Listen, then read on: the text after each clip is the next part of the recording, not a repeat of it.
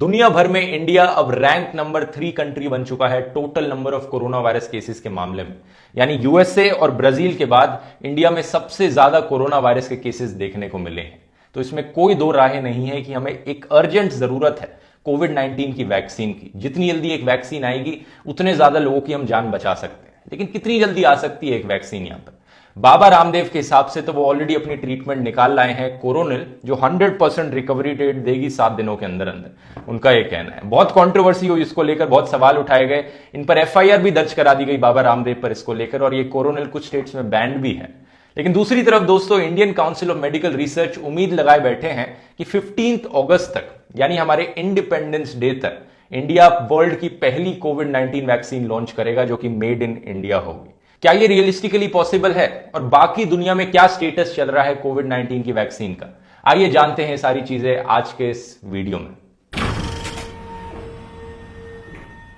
हमेशा की तरह दोस्तों पहले बेसिक से शुरुआत करते हैं। ये वैक्सीन्स होती क्या हैं और कैसे काम करती हैं। वैक्सीन्स को दोस्तों आप बेसिकली मॉक एग्जाम की तरह समझ लो। आप बोर्ड एग्जाम लिखने जाते हो, उससे पहले आप प्री बोर्ड्स देते हो ताकि आप अच्छे से प्रिपेयर कर सको असली बोर्ड एग्जाम के लिए। तो वैक्सीन्स यही प्री बोर्ड एग्जाम्स हैं।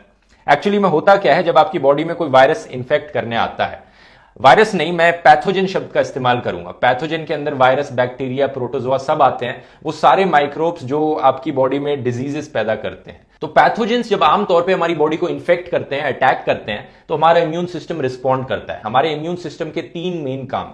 पहला, डिटेक्ट करना इन पैथोजेंस को कि अच्छा ये वायरस हमारी बॉडी के अंदर आ गया। दूसरा, इन पैथोजेंस को बॉडी से बाहर निकाल फेंकना, इनके अगेंस्ट जंग छेड़ देना, और ये काम हमारे व्हाइट ब्लड सेल्स करते हैं। व्हाइट ब्लड सेल्स को आप बेसिकली बॉडी की पर्सनल आर्मी समझ लो।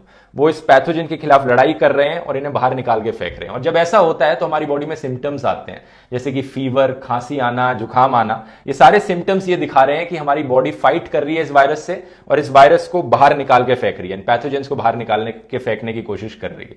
और white blood cells antibodies generate करते हैं इन पैथोजेंस के खिलाफ ये करने के लिए। और तीसरा काम होता है दोस्तों इम्यून सिस्टम का, मेमोराइज करना कि अच्छा एक बार ये पैथोजन आया था तो याद रखना कि अगली बार ये पैथोजन आएगा तो हमें इस तरह से रिएक्ट करना है और इस तरह से इसके खिलाफ फाइट करना है।